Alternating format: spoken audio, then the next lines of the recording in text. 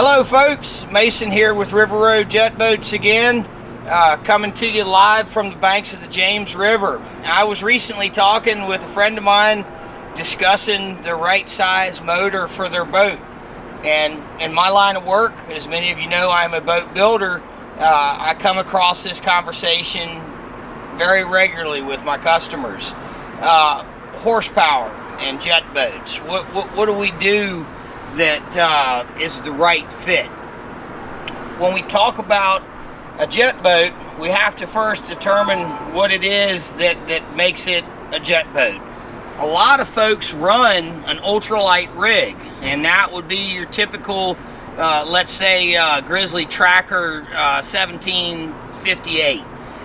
Very light boat, not a whole lot of outfitting in it, and thereby it's going to take a smaller motor. Now still, what is a good fit? Well, it's going to be the motor that weight-wise matches the boat's capabilities and produces the most thrust. When we're looking at a plate stock boat, well, we know immediately that our material is a lot heavier. Boat's probably going to weigh twice as much as, let's say, that Grizzly boat. In that case, we're going to need to apply more horsepower, which is going to be more weight.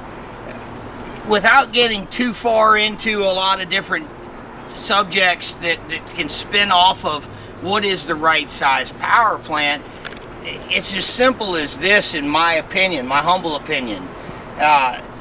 You want to have the maximum horsepower on your boat. A lot of people put together a lot of really nice jet boats, and those of us that are active in the chat rooms and on Facebook, we see a lot of beautiful rigs, and the person will be complaining about performance and hole shot, and you get around to the back of the boat and they've got a 17-foot boat fully outfitted with live wells and bow platforms and spotlights, and then they've got a 60-40 on the back of it. It's not enough power. You're expecting too much from that little power plant. On a boat like that, you want to maximize the horsepower, and we're going by examples here, so I don't know what the maximum horsepower Coast Guard recommendations would be on the 1758. I do know that it's on a tab on the boat there. It's going to tell you your maximum horsepower range.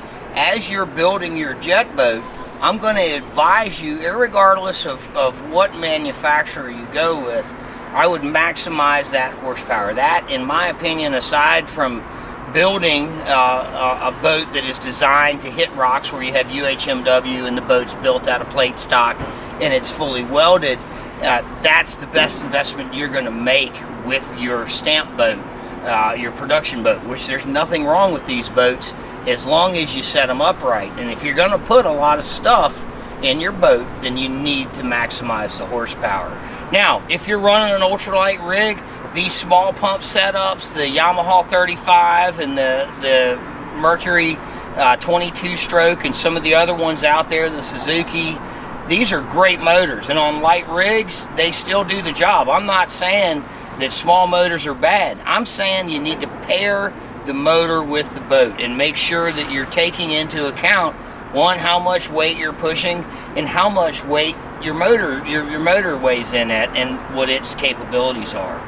If you do that, and you can go to Outboard Jets, they've got a very helpful chart on there that, based on the weight of your boat, will dictate the amount of horsepower you need to put on the back. Just take a little time and think about it when you're going to put the down payment in on that boat. I don't like telling somebody their boat is overpowered. If you maximize the horsepower on your upfront purchase, it will reward you again and again down the road. Again, this is Mason with River Road Jet Boats here on the banks of the James River.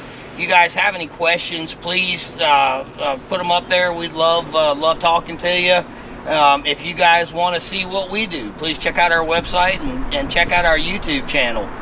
Once again, Mason with River Road Jet Boats. Hope to see you on the river soon.